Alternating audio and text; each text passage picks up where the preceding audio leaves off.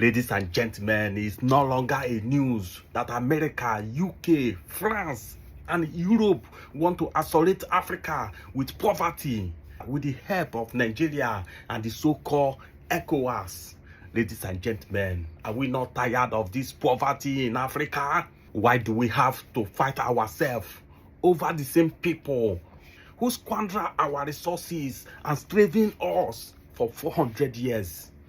Ladies and gentlemen, it is a shame that Africa have to fight against themselves to please the white people, to please France, America, UK, and Europe. Ladies and gentlemen, we need to stand and fight together. Now, Niger has finally isolated by the West. As I'm talking to you, Niger does not even have paracetamol to treat, and the West are happy over it. America are happy over it. France are happy over it. Europeans are happy over it. That Niger is starving to death. I don't need to talk too much. Just pay attention and listen by yourself. Zanva. This, I'm not making it up. She said this. Our sanctions against Niger are beginning to work. They are running out of medicines and food already. Did she come into public life imagining, even hoping that one day she'd be able to say words like those? Our sanctions are working. The people of a poor African country are running out of medicines and food already. This is the same European Union that condemns Russia over the Ukrainian grain deal, saying that it risks starving the people of Africa.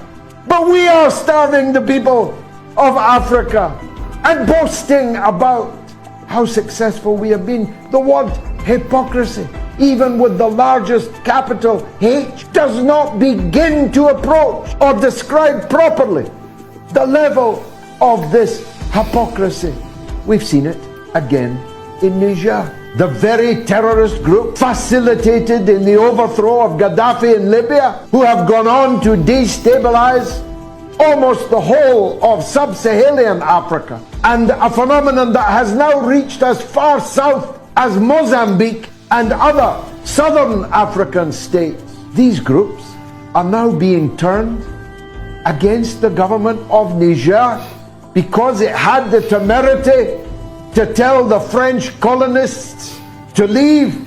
How clear do you want it to be? As clear as the nose on your face. France and the United States are openly making war, economic war, and now, in the case of France, actual war against a small, poor African republic that they have milked until they could milk no more for 65 years of so-called independence. As the president of Burkina Faso said today in a brilliantly simple statement, Traoré, he said, France has suspended completely all of our development aid. But they've been giving us development aid for 64 years and we don't have any development.